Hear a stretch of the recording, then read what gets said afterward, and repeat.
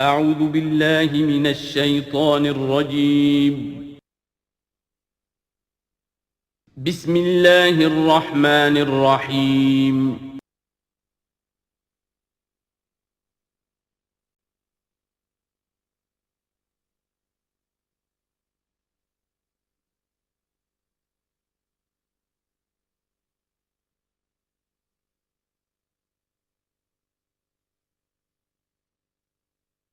الحمد للہ وکفا والصلاة والسلام علی عباده الذین اصطفیٰ، خصوصاً علی افضلہم وخاتم النبیین محمد الامین وعلی آلہ وصحبہ اجمعین. اما بعد فقد قال اللہ تبارک وتعالی کما ورد فی سورة الاعراف: اعوذ باللہ من الشیطان الرجیم، بسم اللہ الرحمن الرحیم. فوسوس لهما الشیطان لیبدی لهما ما وري عنهما من سوآتهما وقال ما نهاكما ربكما عن هذه الشجرة إلا أن تكونا ملكين أو تكونا من الخالدين وقاسمهما إني لكما لمن الناصحين فدلاهما بغرور فلما ذاقا الشجرة بدت لهما سوآتهما وطفقا يخصفان عليهما من ورق الجنة وناداهما ربهما ألم أنهكما عن تلكما الشجرة وأقل لكما إن الشيطان لكما عدو مبين قالا ربنا ظلمنا أنفسنا وإن لم تغفر لنا وترحمنا لنكونن من الخاسرين. صدق اللہ العظیم. رب اشرح لي صدری ويسر لي امری واحلل عقدۃ من لسانی یفقہوا قولی. اللہم ربنا الہمنا رشدنا واعذنا من شرور انفسنا. اللہم ارنا الحق حقا وارزقنا اتباعہ وارنا الباطل باطلا وارزقنا اجتنابہ. آمین یا رب العالمین. سورہ اعراف کے دوسرے رکوع میں قصہ آدم و ابلیس قرآن حکیم میں دوسری مرتبہ بیان ہو رہا ہے. اس سے پہلے یہ سورہ بقرہ میں اس کے چوتھے رکوع میں آ چکا ہے. البتہ آپ دیکھیں گے کہ اگرچہ یہ قصہ جو ہے قرآن مجید میں 7 مرتبہ آیا ہے، 6 مرتبہ مکی صورتوں میں اور 1 مرتبہ مدنی صورت میں، لیکن یہ کہ ہر جگہ کوئی نہ کوئی بات نئی ہے. اس لیے کہ جس دور سے بھی یہ تحریک جو ہے حضور کی دعوت کی گزر رہی تھی، اس دور کے حوالے سے کچھ چیزیں جو ہیں وہ ہر جگہ پر آپ کو مزید نمایاں ملیں گی. اب مثلاً اس رکوع کے شروع میں ہمیں وہ عظیم آیت ملی ہے کہ جس میں جمع کا صیغہ اختیار کیا گیا ہے. وَلَقَدْ خَلَقْنَاكُمْ ثُمَّ صَوَّرْنَاكُمْ ثُمَّ قُلْنَا لِلْمَلَائِكَةِ اسْجُدُوا لِآدَمَ فَسَجَدُوا إِلَّا إِبْلِيسَ. اس کے بارے میں پچھلی مرتبہ میں عرض کر چکا ہوں. اب دوسری بات جو آ رہی ہے وہ یہ ہے کہ جو شیطان نے ورغلایا حضرت آدم کو اور حضرت حوا کو سلام علیہما، کہ جس درخت کا پھل کھانے سے اللہ تعالیٰ نے انہیں روک دیا تھا، کسی طریقے سے ورغلا کر انہیں اس درخت کا پھل کھانے پر آمادہ کر لیا. اس کے لیے لفظ آیا فوسوس لہما. یہ وسوسہ اصل میں ہم یہ سمجھتے ہیں کہ شاید یہ چیزیں اس طور سے ہو رہی تھی جیسے کہ ہم ایک دوسرے کے سامنے کھڑے باتیں کر رہے ہیں، ایک دوسرے کو پہچان رہے ہیں. لیکن حضرت آدم اور حوا کے بھی دلوں میں وسوسہ اندازی کی ہے شیطان نے، جیسے کہ شیطان وسوسہ اندازی کرتا ہے ہمارے دلوں میں. یہ مکالمے اس طرح کے نہیں ہے کہ وہ ایک ہی محفل میں کھڑے ہوئے. عام طور پر سورہ بقرہ کے چوتھے رکوع میں بھی اور دوسرے مقامات پر بھی ہمارا تصور کچھ اور رہتا ہے، لیکن یہاں وہ پردے حائل ہیں. ابلیس جو ہے وہ یقیناً جو ہے جنات میں سے تھا. حضرت آدم علیہ السلام کے لیے اس وقت بھی وہ انویزیبل تھا. لہذا لفظ جو آیا ہے فوسوس لہما الشیطان، وسوسہ ان کے دلوں میں ڈالا. لیبدی لہما ما وري عنہما من سوآتہما. اب یہاں خاص طور پر ایک بات آ رہی ہے، اس کو ہم متشابہات ہی میں شمار کریں گے. یہاں ایک خاص اثر ظاہر کیا جا رہا ہے کہ وہ شجر ممنوع تھا، اس کا پھل کھانے کا ایک نتیجہ برآمد ہوا، اور وہ یہ ہوا کہ حضرت آدم اور حوا پر ان کی شرمگاہیں جو ہیں وہ نمایاں ہو گئیں. یا تو ایسا ہے کہ پہلے انہیں شعور نہیں تھا، اب شعور پیدا ہو گیا، یا یہ کہ انہیں کوئی خاص لباس جنت کا حلہ اللہ تعالیٰ نے عطا کیا ہوا تھا، وہ لباس اتر گیا اس درخت کا پھل کھانے کے نتیجے میں۔ یہ چیزیں ایسی ہیں کہ جس سے یقیناً بہت سے لوگوں کو کچھ قیاس آرائیوں کا موقع ملا ہے۔ بعض لوگوں کے نزدیک یہ نیکی اور بدی کی تمیز کا درخت ہے اصل میں، کہ جس کو کھاتے ہی نیکی اور بدی کی تمیز پیدا ہو جاتی ہے۔ بعض حضرات کا خیال یہ ہے کہ یہ اصل میں پہلا سیکشول ایکٹ ہے آدم اور حوا کے مابین، جس کو اس سے تعبیر کیا گیا ہے۔ یہ مختلف آراء ہیں، مختلف جو ہیں اس میں قیاسات ہیں، لیکن صحیح بات شکل یہی ہے کہ اس کے ضمن میں ابھی ہمیں اس کو متشابہات ہی کے دائرے میں رکھ کر اور اس کے بارے میں کوئی قطعی اور حقیقی اور یقینی رائے جو ہے قائم کرنے کی کوشش نہیں کرنی چاہیے، تاکہ کہیں اور معلومات جو ہیں ہماری سائنس کے ذریعے سے اکتشافات اور معلومات کا دائرہ اور وسیع ہو جائے تو اس سے ہم پہنچ جائیں اس کی کنہ تک کہ وہ درخت کون سا تھا۔ لیکن یہاں ظاہر کیا گیا ہے کہ شیطان نے جو وسوسہ اندازی کی ان کے دلوں میں وہ یہ تھی، فَوَسْوَسَ لَهُمَا الشَّيْطَانُ لِيُبْدِيَ لَهُمَا مَا وُرِيَ عَنْهُمَا مِنْ سَوْآتِهِمَا وَقَالَ مَا نَهَاكُمَا رَبُّكُمَا عَنْ هَٰذِهِ الشَّجَرَةِ، اور اس نے کہا، یہ وسوسہ اندازی کی کہ نہیں روکا ہے آپ دونوں کو آپ کے رب نے اس درخت سے،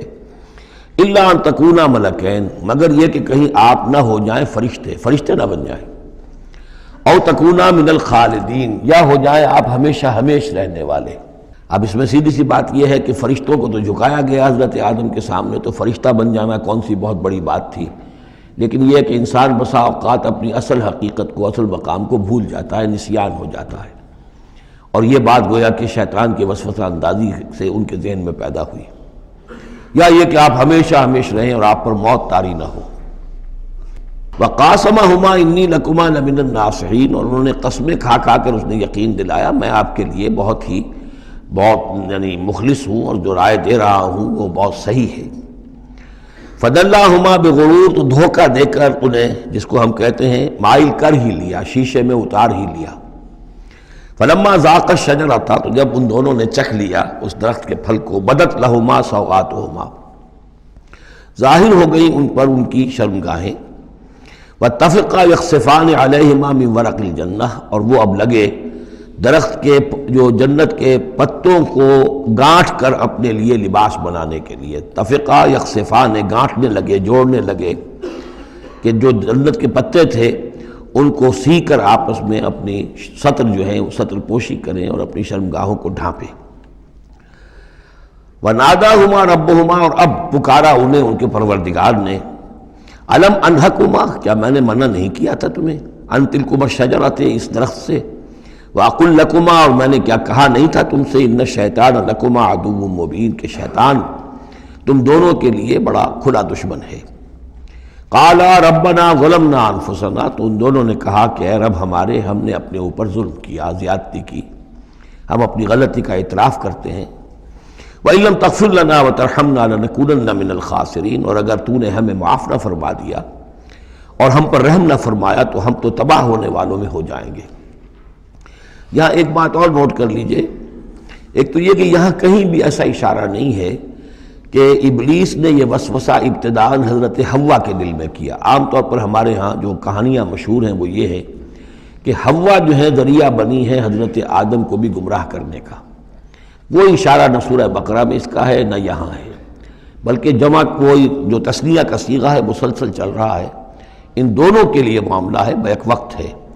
تو یہ اصل میں جو عیسائی دنیا میں تصور پیدا ہوا ہے کہ عورت فی نفس ہی برائی کی مظہر ہے، ایو سے ایول، ایو حوا اور ایول بری شے، یعنی عورت فی نفس ہی برائی کی جڑ ہے۔ چونکہ ان کے ہاں رہبانیت پیدا ہوئی، شادی نہ کرنا جو ہے وہ گویا کہ اعلیٰ روحانی زندگی کے لیے شرط قرار پایا، عورت سے قرب اور تعلق جو ہے وہ بڑی گھٹیا بات، دنیا داری کی زندگی، حیوانی زندگی قرار پائی۔ تو یہ تصورات قرآن میں کہیں نہیں ہے، یہ تو جیسے کہ آدم کا معاملہ تھا ویسے حوا کا معاملہ تھا، اور شیطان نے دونوں کو ورغلایا ہے اور دونوں نے اللہ سے معافی مانگی ہے۔ دوسرے یہ کہ یہاں نوٹ کر لیجئے کہ یہاں یہ بتا دیا گیا کہ وہ الفاظ کیا تھے، وہاں سورہ بقرہ میں ہم پڑھا آئے فَتَلَقَّى آدَمُ مِن رَبِّهِ كَلِمَاتٍ فَتَابَ عَلَيْهِ، حضرت آدم کے دل میں جو ایک سخت پشیمانی کے جذبات پیدا ہوئے تو اس کے لیے الفاظ خود اللہ تعالیٰ نے تلقین فرما دیے، اور وہ الفاظ یہ ہیں ربنا ظلمنا انفسنا وان لم تغفر لنا وترحمنا لنکونن من الخاسرین قال اهبطوا بعضكم لبعض عدو، اور اللہ نے فرمایا کہ اب اترو یہاں سے۔ حبوط کے بارے میں گفتگو میں سورہ بقرہ میں کر چکا ہوں۔ تم ایک دوسرے کے دشمن ہوگے، عداوت جو ہے وہ چل رہی ہے شیطان اور اس کی ذریت اور حضرت آدم کی اولاد، اس کے مابین تو سب سے بڑی دشمنی ہے، مستقل دشمنی ہے۔ باقی یہ ہے کہ انسانوں کے اندر بھی آپس میں دشمنیاں چلتی ہیں۔ وَلَكُمْ فِي الْأَرْضِ مُسْتَقَرٌّ وَمَتَاعٌ إِلَىٰ حِينٍ، اور اب تمہارے لیے زمین میں ٹھکانہ ہے اور ساز و سامان ہے، ضرورت کی چیزیں ہیں، إِلَىٰ حِينٍ، ایک وقت معین تک کے لیے، یہ ابدی نہیں ہے،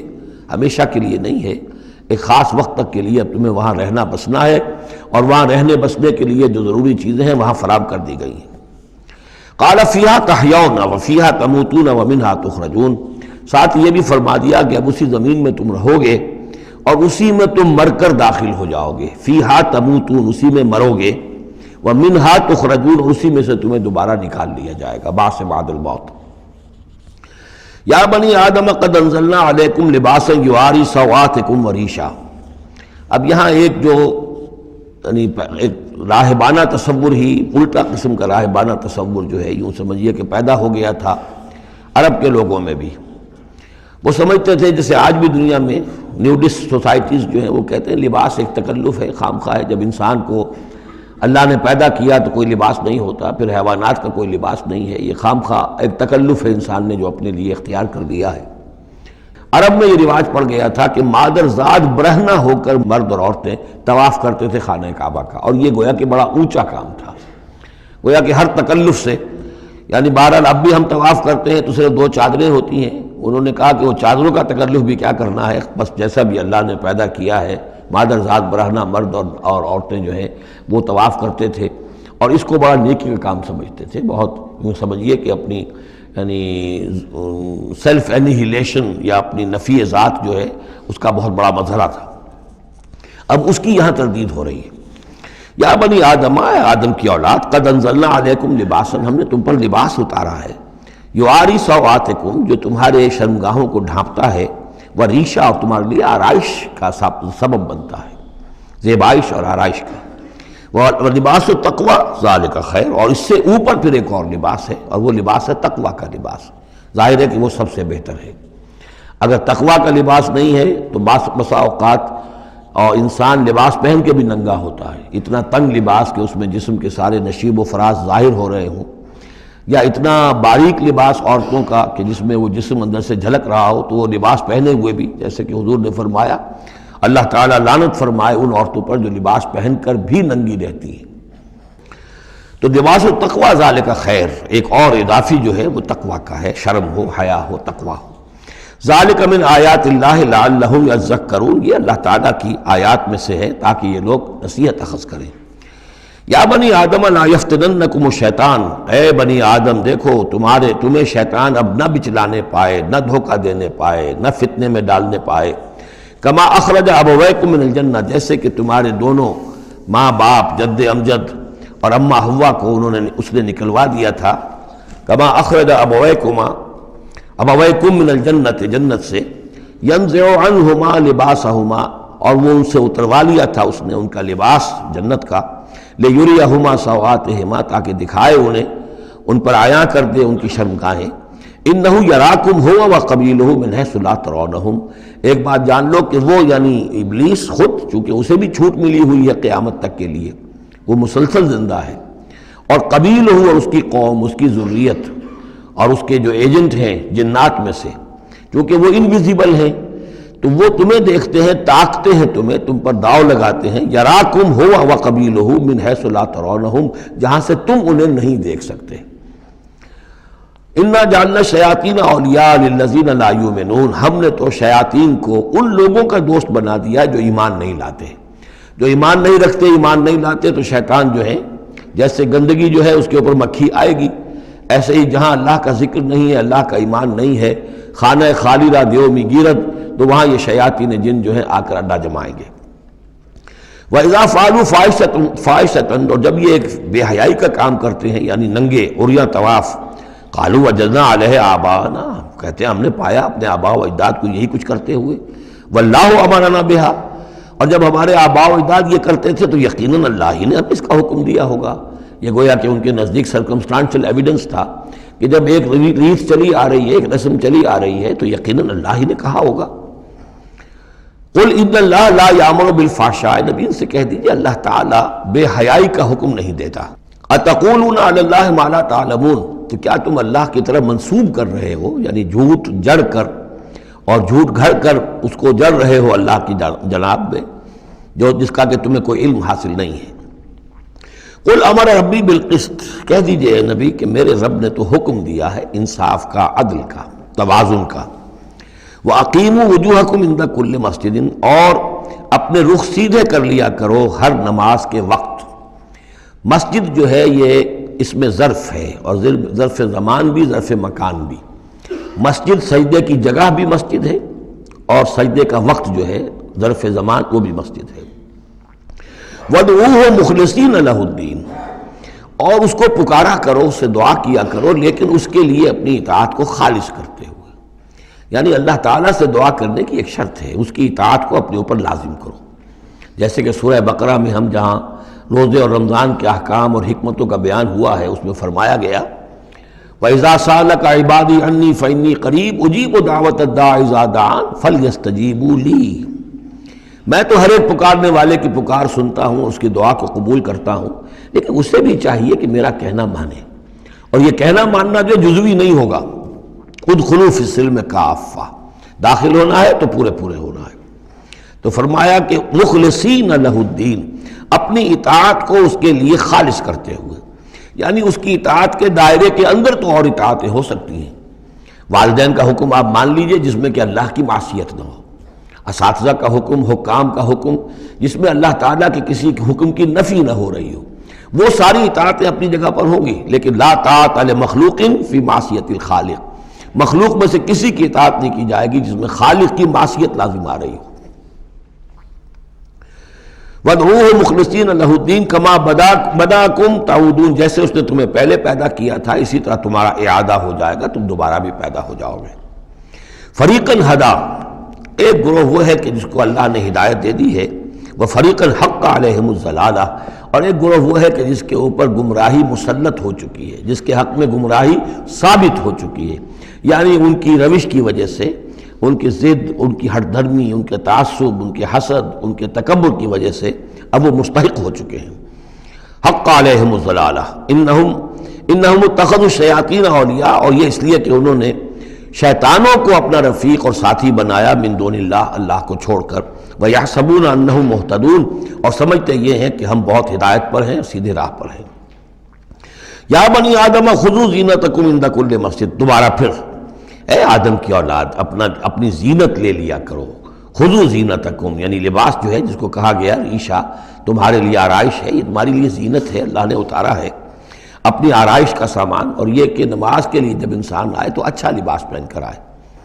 ہمارے ہاں عام طور پر الٹی روش چلتی ہے، دفتر جا رہے ہیں تو بہت اچھا لباس ہے، مسجد جا رہے ہیں تو وہ چاہے میلے کپڑے پہن کے چلے گئے،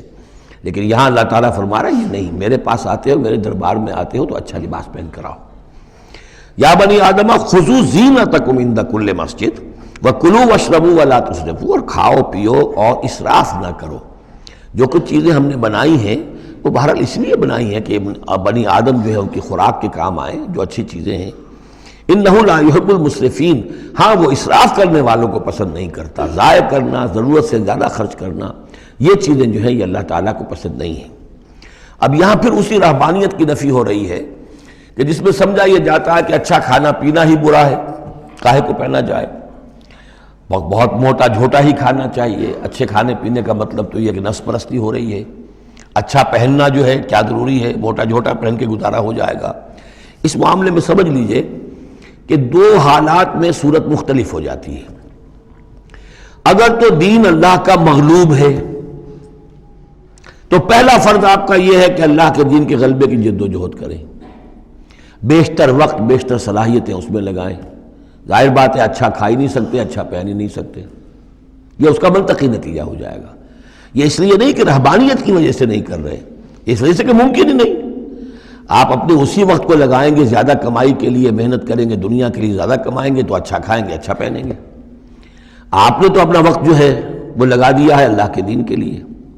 اگر لگائیں گے نہیں تو دین غالب کیسے ہو جائے گا؟ خود بخود تو نہیں ہوگا، آسمان سے تو نہیں ٹپک پڑے گا دین، اللہ فرشتے تو نہیں بھیجے گا دین غالب کرنے کے لیے، غالب تو آپ کو کرنا ہے۔ لہذا اس صورت میں تو نیچرل یہ ہو جاتا ہے کہ پھر کم سے کم کرو، کم سے کم کرو، کم سے کم کرو، اپنے معیار زندگی کو اور نیچے لاؤ، اور نیچے لاؤ، اور نیچے لاؤ، تاکہ زیادہ سے زیادہ وقت، زیادہ سے زیادہ اپنی صلاحیتیں، زیادہ سے زیادہ اوقات، زیادہ سے زیادہ اپنے وسائل کو آپ فارغ کر سکیں اللہ کے دین کے لیے۔ لیکن اس حالت میں یہ جو ہوتا ہے یہ کسی رہبانیت کی وجہ سے نہیں ہے، جیسے کہ صحابہ کرام نے سختیاں جھیلی، بھوک برداشت کی، گھر بار چھوڑے، لیکن وہ کسی رہبانیت کے نظریے کے تحت نہیں تھے، وہ ایک مثبت جہادی نظریہ ہے، جد و جہد، انقلابی جد و جہد۔ اور اس انقلابی جد و جہد میں تو دنیا میں جو بھی کوئی آئی ہے پارٹی، ریولوشنری پارٹی، اسے یہ سختیاں جھیلنی پڑی ہیں، چاہے وہ کمیونسٹ ہو یا کوئی اور ہو۔ انقلاب تو اس کے بغیر آتا ہی نہیں ہے۔ البتہ اگر دین غالب ہو گیا، قائم ہے، اب گویا کہ جو ریاست ہے، اسلامی ریاست ہے، نظام خلافت ہے، اب آگے دین کو پھیلانا اور عام کرنا اور مزید اس کے غلبے کی جد و جہد کی توسیع جو ہے یہ ریاست کے ذمے آ گئی۔ ریاست جو بھی اپنے شہریوں کے اوپر اس کے لیے بوجھ ڈالتی ہے، جو ٹیکس ڈالتی ہے، یا جو بھی والنٹیئرز مانگتی ہے، یہ لڑائی جو ہے ڈرافٹنگ کرتی ہے، بہت ٹھیک ہے، اس کے مطابق اگر اسے چاہیے 10,000 آدمی نکل آئے، باقی کی طرف سے یہ فرض کفایہ ادا ہو گیا۔ ریاست کے قائم ہونے کی شکل میں صورتحال بدل جاتی ہے۔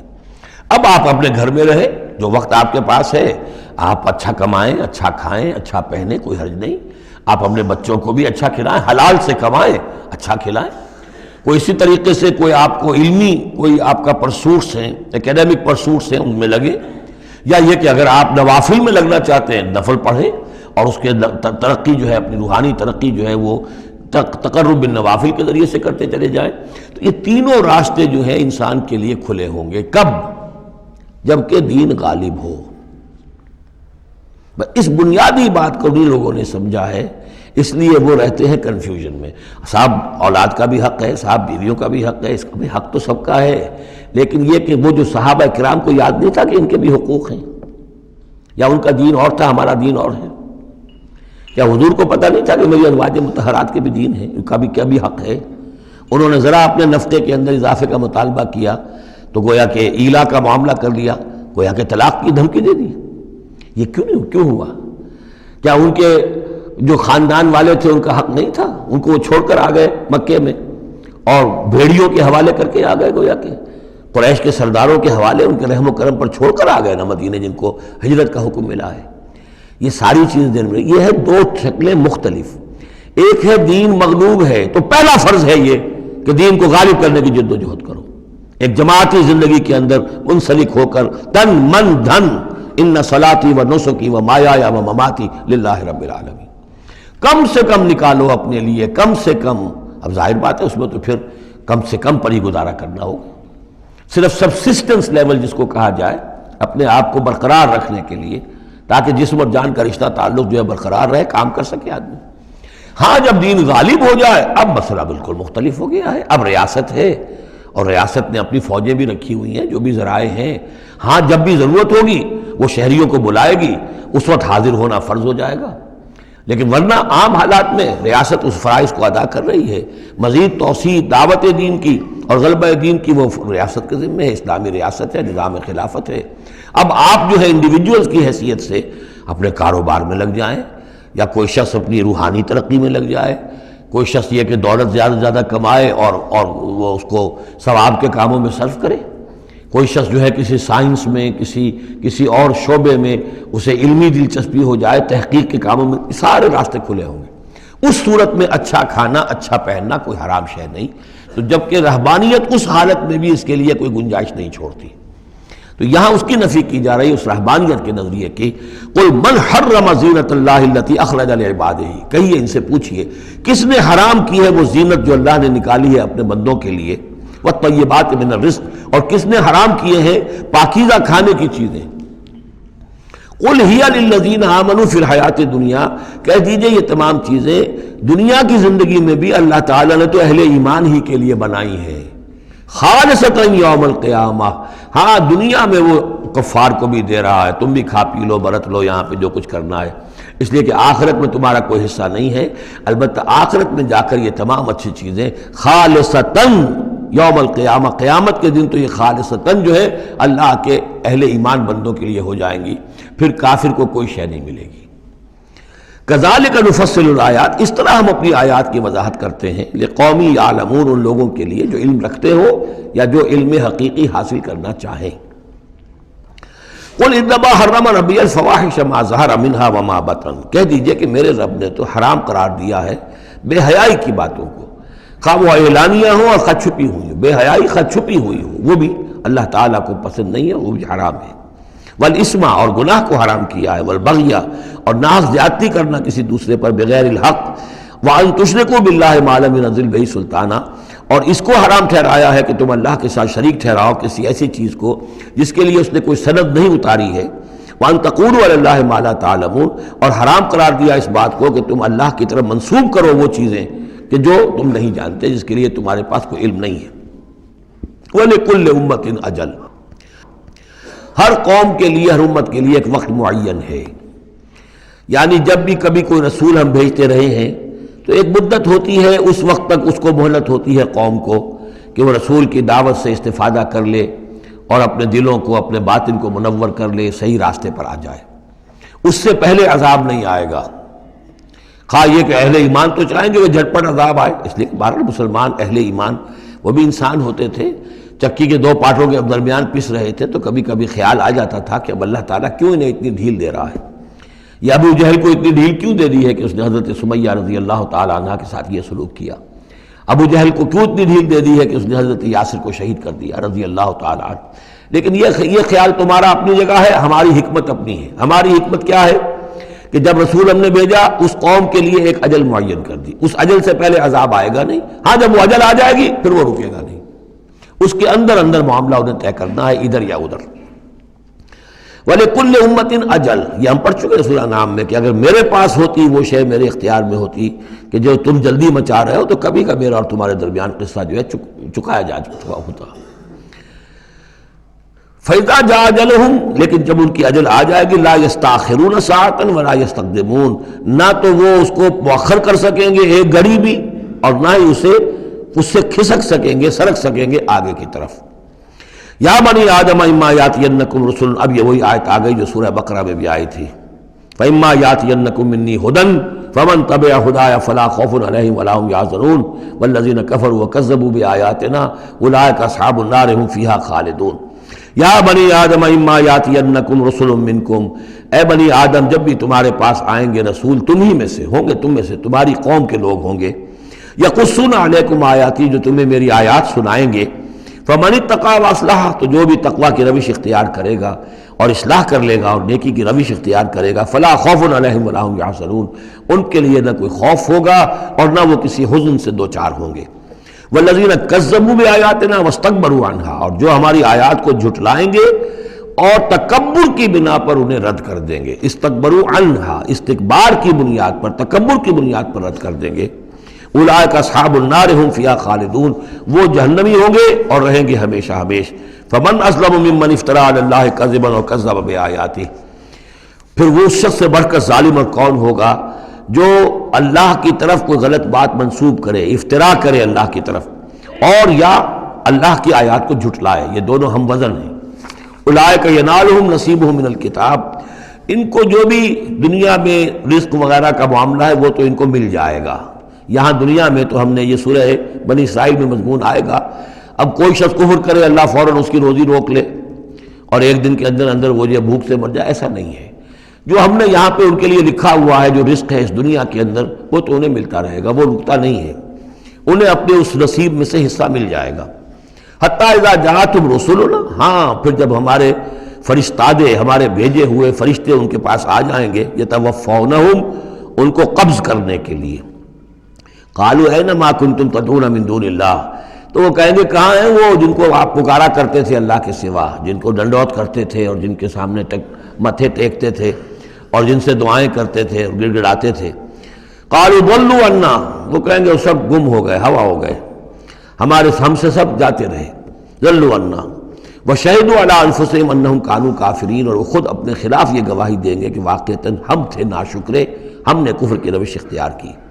قالت خلوا فی امم قد خلت من قبلکم من الجن والانس، کہا جائے گا کہ اچھا داخل ہو جاؤ ان امتوں میں جو تم سے پہلے گزر چکی ہیں جنوں اور انسانوں میں سے، نار میں، آگ میں، یعنی ایک ایک قوم کا حساب ہوتا جائے گا اور وہ جہنم کے اندر جھونکے جاتے رہیں گے۔ پہلی نسل گئی، پھر اس کے بعد دوسری آئی، دوسری گئی، تیسری آئی۔ اب ان میں ایک مکالمہ ہوگا۔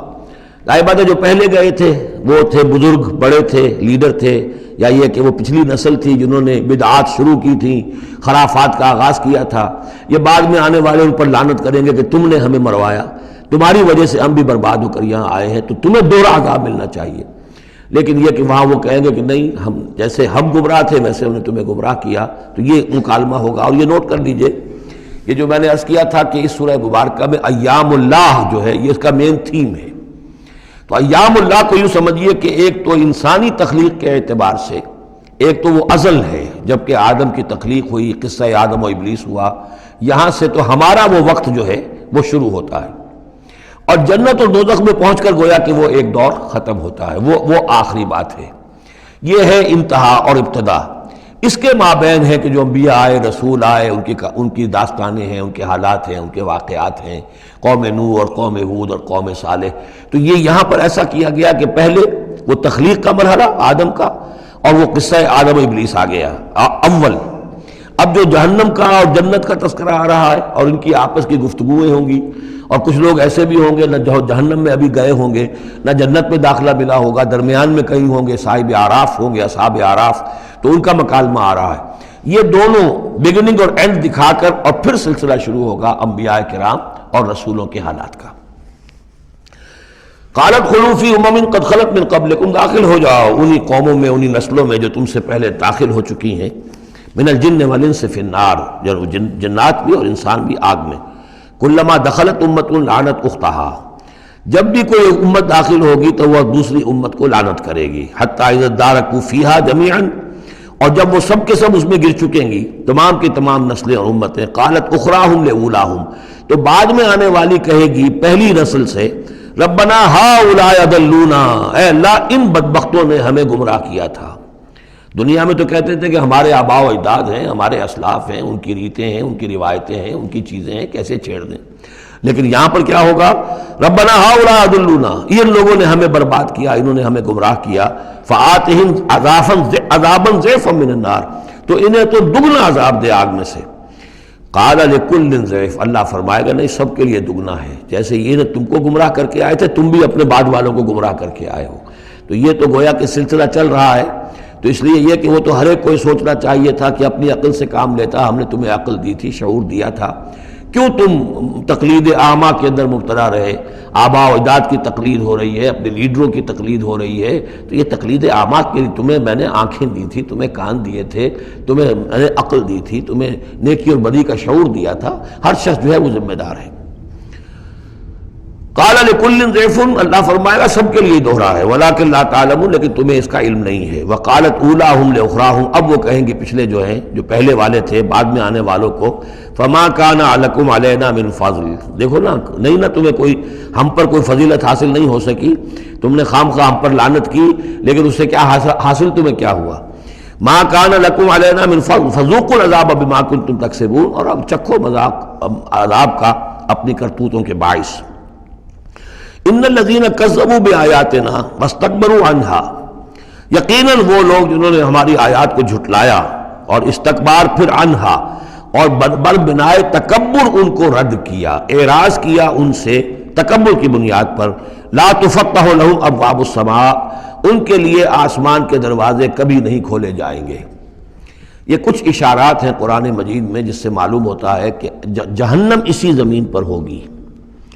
اور ابتدائی جنت بھی یہی ہوگی، ابتدائی نزل والی جنت جو ہے وہ بھی اسی زمین پر ہوگی، اور جہنم بھی اسی زمین پر ہوگی۔ اور کچھ ایسا سا تصور ہوتا ہے کہ جیسے زمین کو جب کھینچا جائے گا، وَإِذَا الْأَرْضُ مُدَّتْ،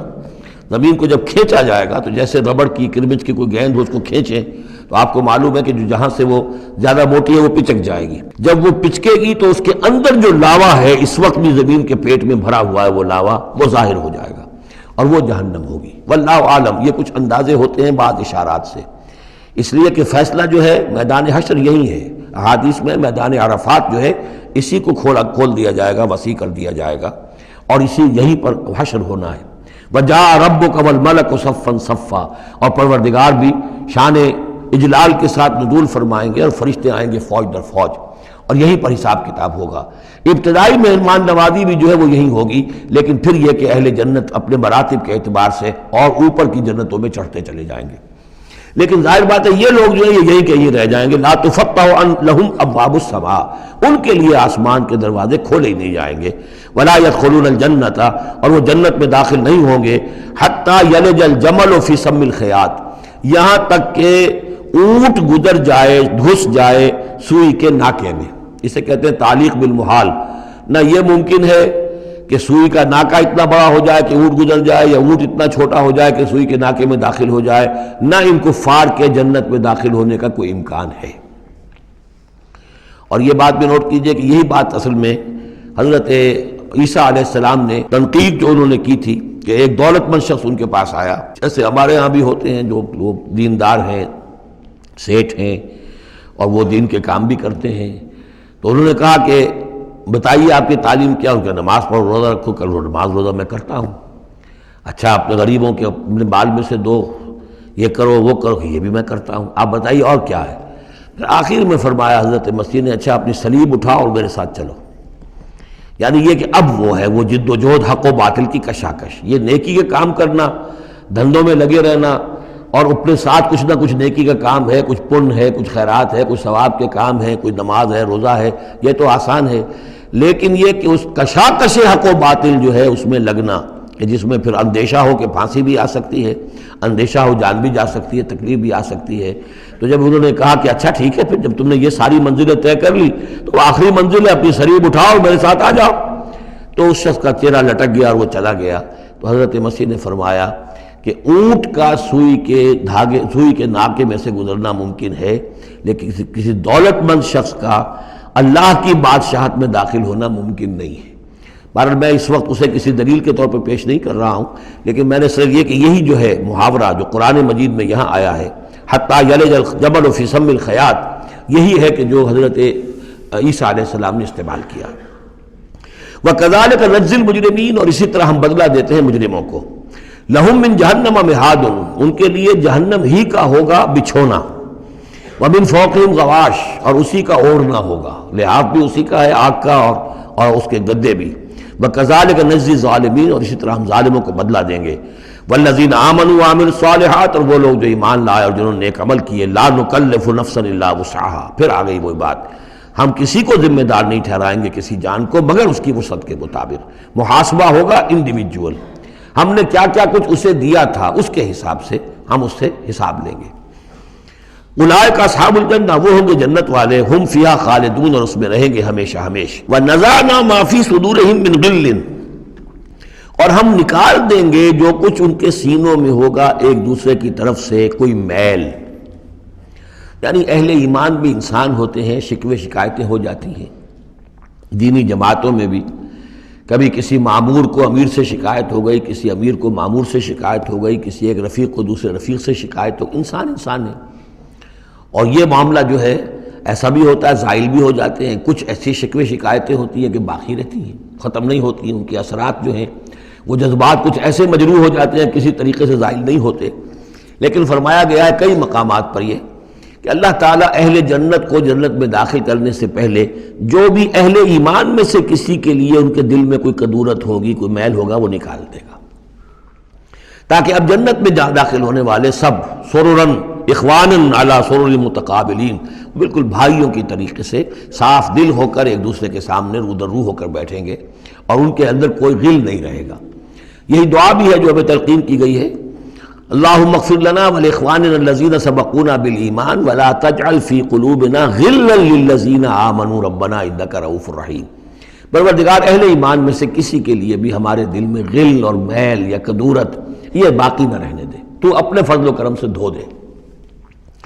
وَنَزَعْنَا مَا فِي صُدُورِهِم مِّن غِلٍّ، بلکہ ان آیات پر حضرت علی کا یہ قول بھی ہے رضی اللہ تعالی عنہ کہ سورہ ہجر کی آیت کے ضمن میں خاص طور پر آتا ہے شان نزول میں، تو انہوں نے فرمایا کہ یہ میرے اور معاویہ کے کا ذکر ہے جو یہاں ہو رہا ہے۔ ظاہر بات ہے جنگیں ہوئی ہیں حضرت علی رضی اللہ عنہ اور حضرت معاویہ رضی اللہ عنہ، تو کتنی کچھ ہو گئی ہوگی شکایت ایک دوسرے سے۔ تو یہ آیتیں ہمارے لیے ہیں کہ اللہ تعالی ہمیں دونوں کو جنت میں داخل کرے گا تو ہمارے دلوں سے یہ کدورتیں جو ہے وہ نکال دے گا۔ وقالوا الحمد للہ الذی ہدانا لہذا، اور وہ کہیں گے کل شکر ہے اور کل تعریف ہے اس اللہ کی جس نے ہمیں یہاں تک پہنچایا۔ وما كنا لنهتدي لولا ان هدانا اللہ، اور محض اپنے زور بازو سے ہم یہاں تک نہیں پہنچ سکتے تھے اگر اللہ ہی نے ہمیں نہ پہنچا دیا ہوتا۔ لقد جاءت رسل ربنا بالحق، یقیناً ہمارے رب کے پروردگار کے جو بندے آئے تھے رسول بن کر وہ حق کے ساتھ آئے تھے۔ وَنُودُوا، اور تب انہیں ندا کی جائے گی، پکارا جائے گا، ان تلکم الجنۃ اورثتموها بما کنتم تعملون، اب یہ وہ جنت ہے جو جس کے تم وارث بنا دیے گئے ہو تمہارے اعمال کی وجہ سے۔ بندے کا کام یہ ہے کہ وہ یہ کہے گا اے اللہ میں اس لائق نہیں تھا، میرے اعمال ایسے نہیں تھے، میں اپنے اعمال کے بل پر کبھی بھی نہیں اس کا مستحق ہو سکتا تھا، یہ سارا تیرا فضل ہے، تیرا کرم ہے، تیری عطا ہے، تیری دین ہے۔ اللہ فرمائے گا نہیں میرے بندے، تو نے محنت کی تھی، کوشش کی تھی، ایثار کیا تھا، تو نے حق کا راستہ چوز کیا تھا، تو نے کبھی نقصان بھی برداشت کیا تھا حق کے لیے اور باطل کا مقابلہ کرنے میں تکالیف بھی جھیلی تھی۔ تو بندہ جو ہے وہ کہے گا نہیں پروردگار یہ سب تیرا فضل ہے، اور اللہ کہے گا یہ تمہارے اعمال کی وجہ سے۔ دونوں جزوی طور پر حقیقتیں ہیں، یہ دونوں چیزیں ہیں مل کر ایک بات کو مکمل کرتی ہیں۔ ہم ارادہ کرتے ہیں کام کا، اللہ تعالیٰ اس کام کی توفیق دے دیتا، ارادہ ہی نہ کرے تو توفیق نہیں ہوگی، اور محض اپنے ارادے سے ہم کچھ نہیں کر سکیں گے جب تک کہ اللہ کی طرف سے توفیق اور تیسیر نہ ہو جائے۔ وَنَادَى أَصْحَابُ الْجَنَّةِ أَصْحَابَ النَّارِ، اور جنتی لوگ پکار کر کہیں گے جہنمیوں سے ان قد وجدنا ما وعدنا ربنا حقا، ہم نے تو پا لیا جو کچھ کہ ہمارے رب نے ہم سے وعدہ کیا تھا کہ وہ سچ نکلا، صحیح نکلا، جن نعمتوں کا ہم سے وعدہ کیا تھا وہ ہمیں مل گئیں۔ فَهَلْ وَجَدْتُم مَّا وَعَدَ رَبُّكُمْ حَقًّا، تو تم نے بھی کیا سچا پا لیا اللہ کا وعدہ جو اللہ نے تم سے وعدہ کیا تھا، وہ ساری چیزیں تمہیں مل گئیں؟ قالوا نعم، وہ کہیں گے جی ہاں، ہمارے ساتھ بھی جو وعدے تھے، جو وعیدیں تھیں، جو دھمکیاں تھیں، جو عذاب کی مختلف شکلیں تھیں، وہ سب ہیں جن میں ہم اس وقت گرے ہوئے ہیں۔ فَأَذَّنَ مُؤَذِّنٌ بَيْنَهُمْ، تو پکارے گا کوئی پکارنے والا ان کے مابین، اللعنۃ اللہ علی الظالمین، کہ اللہ کی لعنت ہے ظالموں پر۔ الذین یصدون عن سبیل اللہ ویبغونها عوجا، وہ لوگ کہ جو روکتے بھی تھے اور رکتے بھی تھے اللہ کے راستے سے،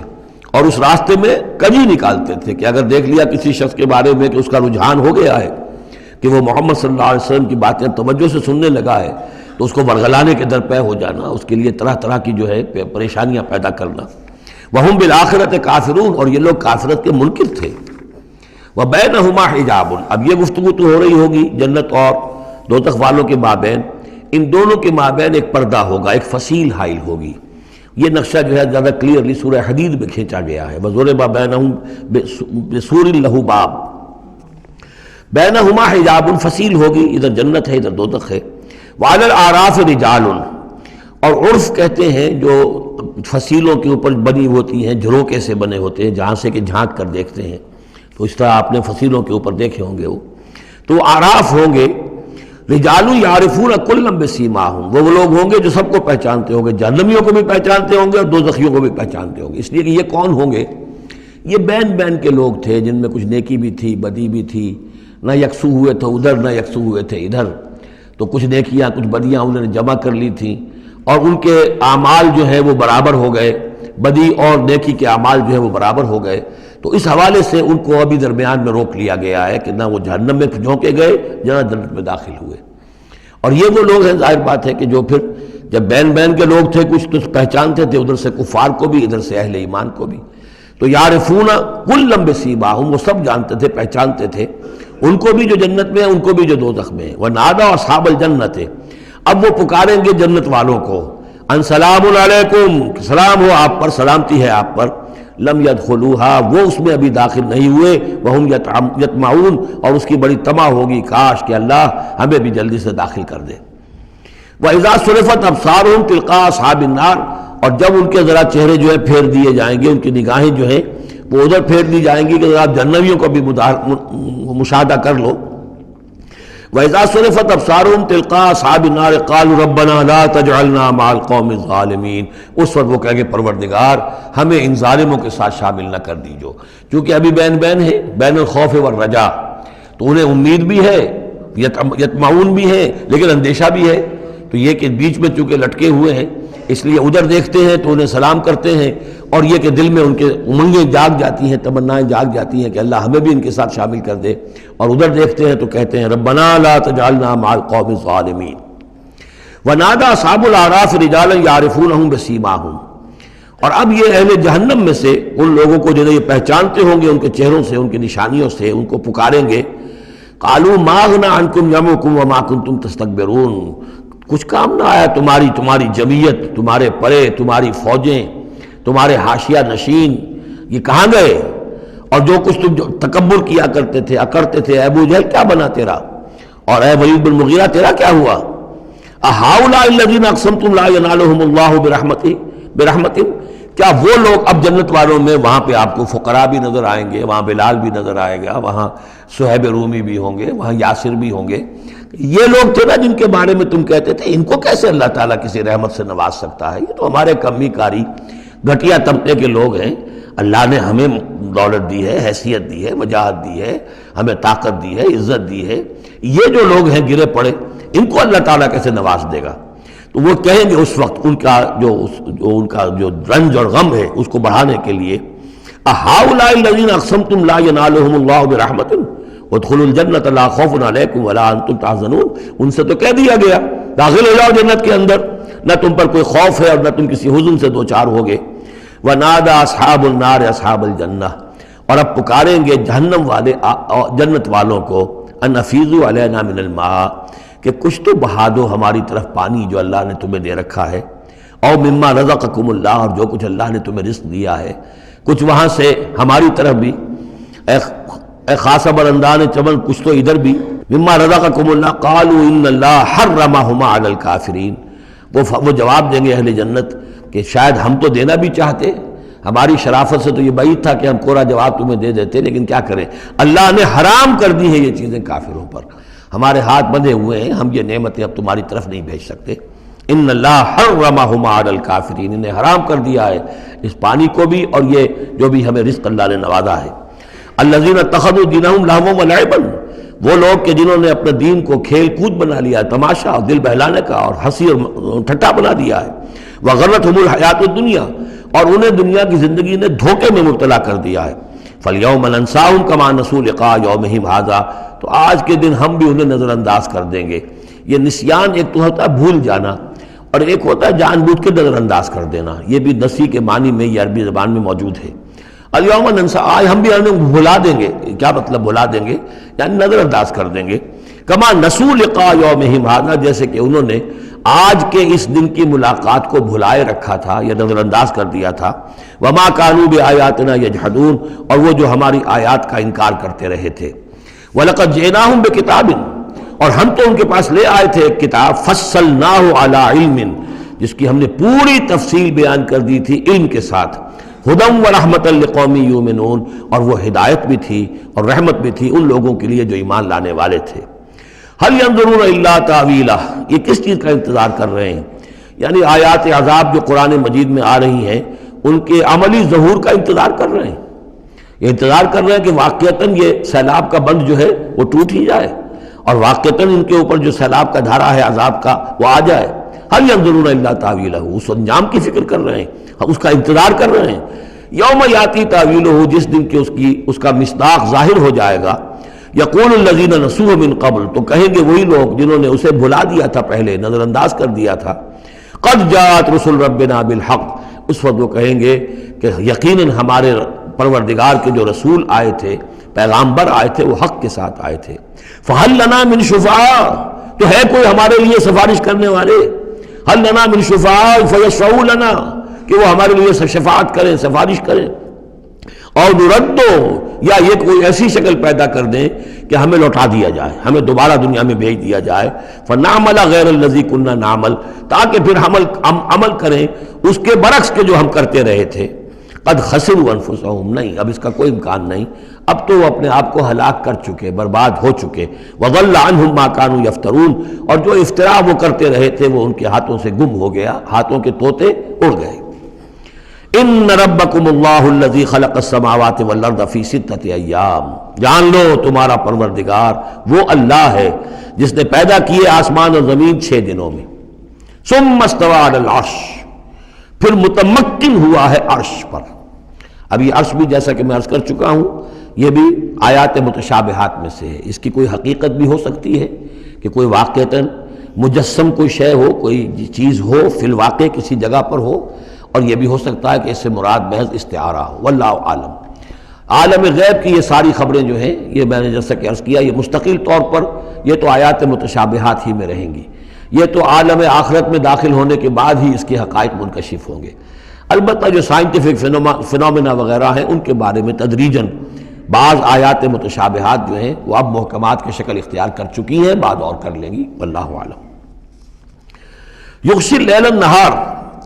وہ ڈھانپ دیتا ہے رات کو دن پر، یا رات کو ڈھانپ دیتا ہے دن سے، یطلبہ حثیثاً، اور وہ اس کے پیچھے لگا ہوا آتا دوڑتا ہوا، دن رات کے پیچھے رات دن کے پیچھے، والشمس والقمر، اور سورج کو پیدا کیا اس نے اور چاند کو، والنجوم، اور ستاروں کو، مسخرات بامرہ، اور یہ سب کے سب اس کے حکم سے اپنے اپنے کاموں میں لگے ہوئے ہیں، مسخر ہیں، جو بھی قاعدہ قانون ہے اس کی اطاعت کر رہے ہیں۔ الا لہ الخلق والامر، آگاہ ہو جاؤ اسی کے لیے ہے خلق اور اسی کے لیے ہے امر۔ یہ آیت جو ہے اس کے 2 مفہوم ذہن میں رکھیے، ایک تو ہے جو بہت سادہ ہے، سطحی مفہوم ہے، وہ بھی درست ہے کہ ایک ہے تخلیق اور ایک ہے پھر اللہ کا حکم، کائنات اس نے بنائی اور اب اس کا حکم ہے یہ کرو یہ نہ کرو، یہ اوامر ہے یہ نواہی ہے یہ شریعت ہے۔ لیکن اس کا ایک گہرا مفہوم بھی ہے کہ اصل میں کریشن جو ہے اس کائنات میں 2 سطح پر ہوئی ہے، ایک عالم امر ہے ایک عالم خلق ہے۔ عالم امر میں صرف کریشن ایکس نہیلو ہوتی ہے، عدم محض سے تخلیق، اور اس میں ٹائم فیکٹر بالکل نہیں ہوتا، کن فیکون، کوئی ٹائم فیکٹر نہیں، بغیر کسی مادے کے، بغیر کسی پری ایگزسٹنگ شے کے کچھ پیدا کر دینا اور اس میں کسی ٹائم فیکٹر کا نہ ہونا، یہ عالم امر کے خواص ہے۔ عالم خلق میں کسی شے سے دوسری شے بنتی ہے اور اس کے بعد اس میں ٹائم لازمن ہے۔ انسان ہے 9 مہینے رحم مادر کے اندر وہ بچہ رہے گا، 8 مہینے رہے 7 مہینے رہے، بہرحال اسے وقت لگے گا۔ آم کی گٹھلی ہے، اس آم کی گٹھلی کو درخت بننے میں کئی سال لگیں گے۔ آسمان اور زمین کی تخلیق ہوئی ہے 6 دنوں میں، ہمیشہ یہ اس کا ذکر ہوگا، اور ظاہر بات ہے 6 دن وہ ہمارے دن تو نہیں ہے، قرآن مجید میں تو کہہ دیا گیا اللہ کا ایک دن 1000 برس کا بھی ہے، ایک دن 50,000 برس کا بھی ہے، یہ ملینمز بھی ہو سکتے ہیں۔ تو اللہ تعالیٰ نے بنایا ہے آسمان اور زمین کو 6 دنوں میں، تاحال یہ 6 دن ہمارے لیے یہ بھی آیات متشابہات میں سے ہے، لیکن میں سمجھتا ہوں کہ 6 دن اور 7 آسمان یہ تو زیادہ دیر نہیں گزرے گی کہ انشاءاللہ ان کی حقیقت منکشف ہو جائے گی سائنس کی مزید اکتشافات کے ذریعے سے، اور یہ آیات متشابہات کے دائرے سے نکل کر آیات محکمات میں آ جائیں گی۔ لیکن یہ کہ اصل بات جو ہے وہ یہ ہے کہ خلق اور امر، اب امر عالم امر سے متعلق نوٹ کر لیجئے صرف 3 چیزیں ہیں، ارواح انسانی، روحا من امرنا، یسألونک عن الروح قل الروح من امر ربی، ملائکہ عالم امر کی شے ہیں اور وحی عالم امر کی شے ہے۔ 3 چیزیں ہیں جن کا تعلق عالم امر سے ہے، لہذا فرشتے کے یہاں سے لے کے اور 7ویں آسمان تک جانے میں کوئی ٹائم نہیں لگ سکتا۔ اسی طرح روح انسانی بھی یہاں سے لے کر 7ویں آسمان تک جا سکتی ہے بغیر کسی وقت کے۔ روح انسانی کا بھی وہی معاملہ ہے جو فرشتے کا ہے، اس لیے کہ یہ عالم امر کی چیزیں ہیں، اور عالم امر میں ٹائم فیکٹر سرے سے ہے ہی نہیں، کن فیکون۔ البتہ عالم خلق کے اندر وقت لگتا ہے، سفر ہوتا ہے تو سفر میں وقت لگے گا، تخلیق ہوئی ہے تو اس میں وقت لگا، تو یہ ہے اس کا ایک گہرا مفہوم۔ لیکن بہرحال یہاں پر اب دیکھیے یہ قرآن مجید کا اعجاز ہے، ایسے الفاظ استعمال کرتا ہے کہ عرب کا ایک بدو اس پر سے گزر جائے گا تو اس کو بھی کوئی پیچیدگی نہیں ہوگی۔ الا لہ الخلق والامر، اسی نے پیدا کیا، اسی کا حق ہے کہ حکم دے، بات صاف ہو گئی اور صحیح ہے، کوئی غلط بات تو نہیں ہے۔ وہ اپنی ذہنی سطح کے مطابق اس نے اس سے لے لیا، ہدایت پالی، مطمئن ہو گیا، چل پڑا۔ لیکن یہ کہ کوئی شخص فلسفی ہے، حکیم ہے، دانا ہے، وہ غور کرتا ہے، وہ دیکھتا ہے امر کا لفظ قرآن میں کہاں کہاں آیا ہے، کس معنی میں آیا ہے، کس کس جگہ پر آیا ہے، ان کو جوڑتا ہے، جوڑ کر نتیجہ نکالتا ہے، تو معلوم ہوتا ہے کہ یہ تو دو بالکل ڈسٹنکٹ عالم ہیں ایک دوسرے سے، عالم خلق، عالم امر، اس کے قوانین جو علیحدہ ہیں، نوامیس علیحدہ ہیں، ان کے ضابطے علیحدہ ہیں۔ تبارک اللہ رب العالمین، بہت بابرکت ہے اللہ جو کہ تمام جہانوں کا رب ہے۔ ادعوا ربکم تضرعا وخفیا، پکارتے رہا کرو اپنے رب کو گڑ گڑاتے ہوئے، عاجزی کے ساتھ اور خاموشی سے، چپکے چپکے۔ بڑی بلند آواز سے دعا مانگنا پسندیدہ نہیں ہے۔ انہ لا یحب المعتدین، یقیناً وہ حد سے گزرنے والوں کو پسند نہیں کرتا۔ ولا تفسدوا فی الارض بعد اصلاحها، اور دیکھو زمین میں اس کی اصلاح کے بعد فساد نہ مچاؤ۔ وادعوہ خوفا وطمعا، اور اللہ کو پکارا کرو خوف کے ساتھ اور طمع کے ساتھ۔ یہ دوسرا ہو گیا، یعنی دو کمپوننٹس ہوئے۔ اللہ کو جب پکارو تو پہلی دو ڈائمنشنز کیا ہیں کہ پکارو گڑ گڑاتے ہوئے اور چپکے چپکے دل میں، اور دو مزید ڈائمنشنز کیا ہیں، خوف و طمع۔ اللہ کے ساتھ تمہارا معاملہ رہنا چاہیے بین بین، خوف بھی رہے کہ اللہ پکڑ نہ لے، اللہ سزا نہ دے دے، اور اللہ کی مغفرت، اللہ کی رحمت کی امید بھی رہے۔ ما بین الخوف والرجا، رجا امید، خوف خوف کے درمیان، تو خوف و طمع، اللہ کو جب بھی پکارو ان دونوں کے بین بین ہو کر تمہاری کیفیت قلبی اور روحانی ہونی چاہیے۔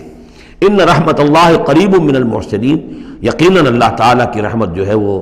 اہل احسان بندوں کے بہت ہی قریب ہے، بہت نزدیک ہے۔ وَهُوَ الَّذِي يُرْسِلُ الرِّيَاحَ بُشْرًا بَيْنَ يَدَيْ رَحْمَتِهِ، اور وہی ہے جو بھیجتا ہے ہوائیں بشارت دیتی ہوئی اس کی رحمت کے آگے آگے، یعنی بارش جب آنی ہوتی ہے تو اس سے آگے آگے ٹھنڈی ہوا کے جھونکے آتے ہیں، یہ گویا کہ بشارت لے کے آ رہی ہے کہ بارش آنے والی ہے۔ اب آپ اندازہ کیجئے کہ جہاں بے آب و گیاہ زمین پڑی ہے اور لوگ منتظر ہیں، آسمان کو دیکھ رہے ہیں، اے اللہ ہماری تو ساری محنت جو ہے جا رہی ہے، بیج ضائع ہو رہا ہے، پروردگار اب اگر ذرا ٹھنڈی ہوا کا جھونکا آیا ہے تو یہ ان کے لیے بشارت ہوتی ہے کہ اب اس ٹھنڈی ہوا کے جھونکے کے پیچھے باران رحمت بھی آیا چاہتا ہے۔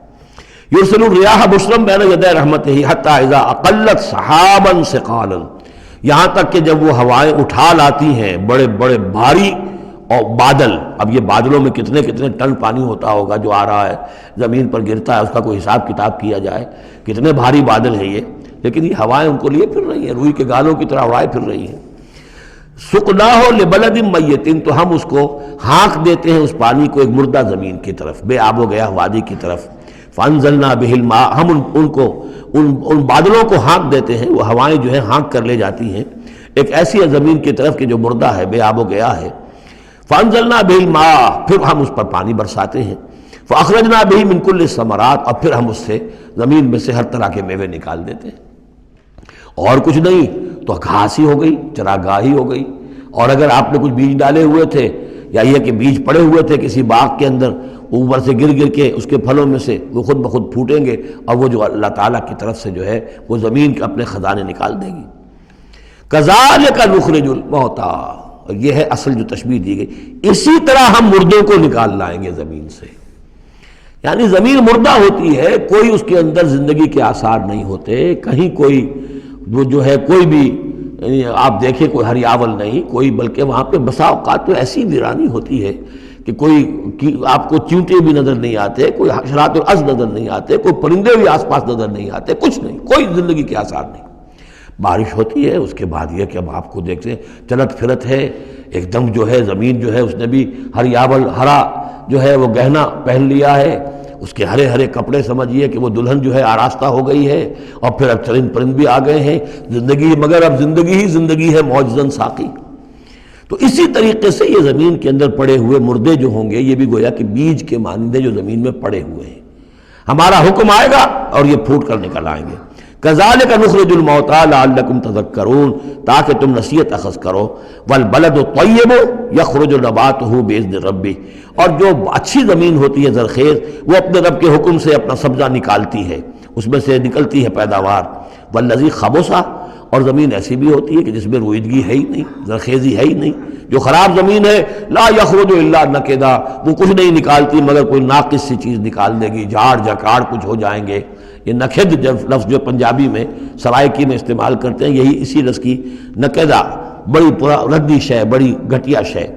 کذالک نصرف الآیات لقوم یشکرون، اسی طریقے سے ہم اپنی آیات کو گردش میں لاتے ہیں ان لوگوں کے لیے کہ جو ان کی قدر کرنے والے ہوں۔ بارک اللہ لی ولکم فی القرآن العظیم ونفعنی وإیاکم بالآیات والذکر الحکیم۔